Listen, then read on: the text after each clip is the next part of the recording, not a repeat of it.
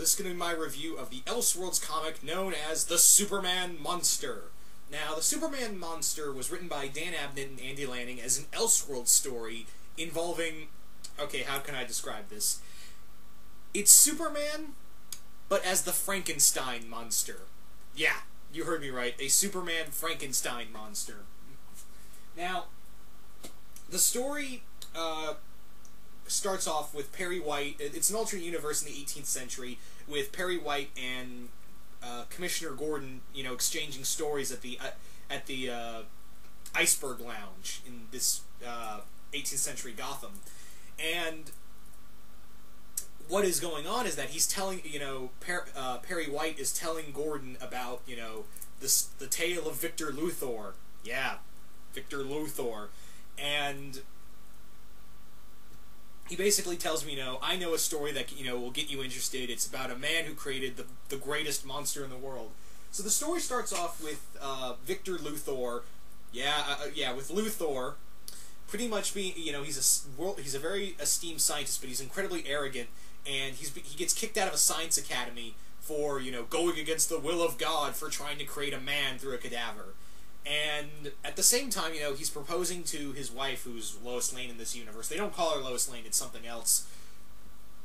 But later on, the story really picks up, because it just focuses on Luthor for the first few pages. But the story really picks up when Luthor comes across, the shuttle that had baby Kal-El's body, it had baby Kal-El, and he grew up to be Superman. And you're probably thinking, oh great, it's another Elseworlds story of what if Superman, what if Clark Kent's ship landed somewhere else.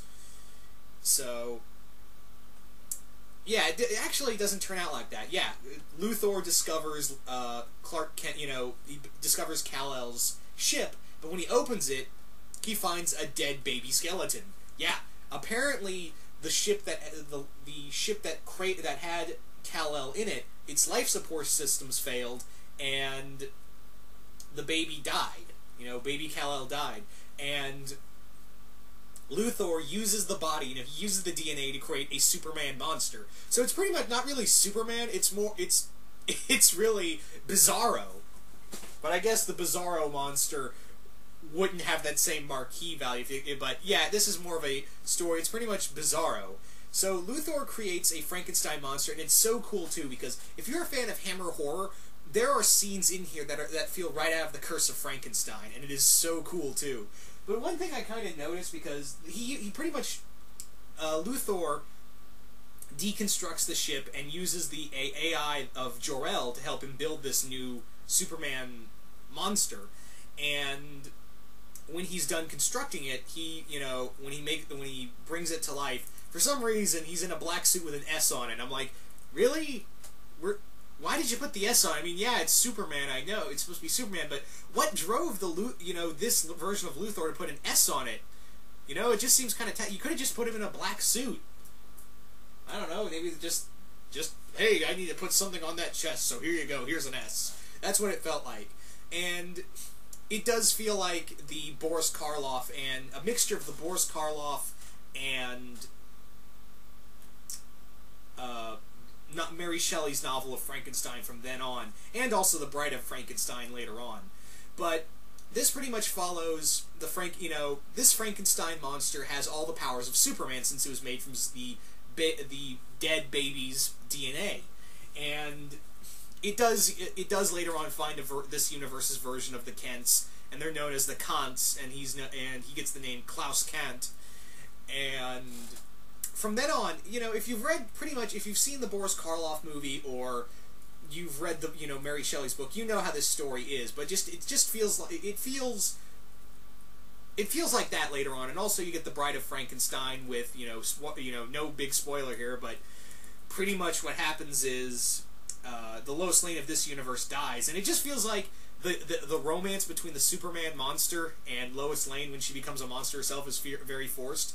But it's all in one book, and I know apparently there's a sequel to this called Batman Two Faces. It's a sequel to this book, and it's supposed to explain some other stuff, but I haven't seen I haven't read that yet. So, but anyway, as a whole, on its own, you could actually read this as a one-shot.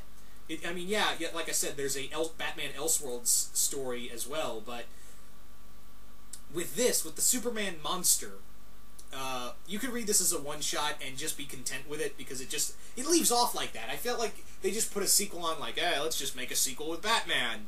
And, yeah, that's what it literally feels like. It just feels like you could read this on your own and still feel content with it. But would I recommend this to everyone? Well, this isn't like Batman The Dark Knight Returns or Superman Red Son in terms of quality, but I am a fan of Dan Abnett and Andy Lanning's work, and I've always been a big fan of Frankenstein, and just making a Superman Frankenstein monster. But I just feel like this book should have been a bit longer. You know what I'm saying? Because I feel like they just crammed everything in here. But for what it's worth, me personally, I liked it. I love the little references to Bride of Frankenstein, the Boris Karloff movie, the Curse of Frankenstein, the Hammer horror films, and of course the Mary Shelley novel.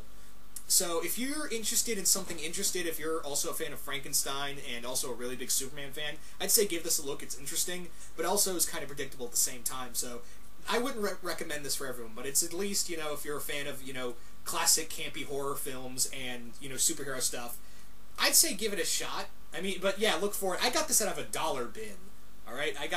So, yeah, I wouldn't pay full price for it because it's probably, $5, $6 for it, or more. So if you can find it like a dollar bin, that's probably what get what you're worth. But anyway, that's pretty much all I have to say about this review. I'm out.